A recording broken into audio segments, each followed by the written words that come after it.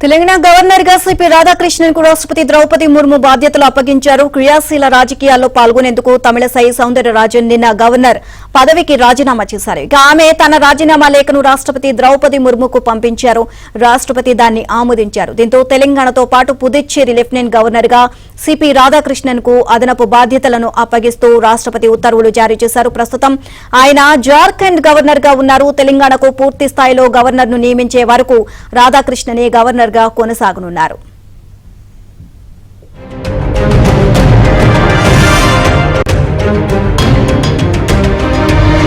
రాష్ట్రపతి ద్రౌపది ముర్ముకు పంపించారు. రాష్ట్రపతి దాన్ని ఆమోదించారు. దీంతో తెలంగాణతో పాటు పుదుచ్చేరి లెఫ్టినెంట్ గవర్నర్ గా సిపి రాధాకృష్ణన్ కు అదనపు బాధ్యతలను అప్పగిస్తూ రాష్ట్రపతి ఉత్తర్వులు జారీ చేశారు. ప్రస్తుతం ఆయన జార్ఖండ్ గవర్నర్ గా ఉన్నారు. తెలంగాణకు పూర్తి స్థాయిలో గవర్నర్ ను నియమించే వరకు రాధాకృష్ణనే గవర్నర్ గా కొనసాగనున్నారు.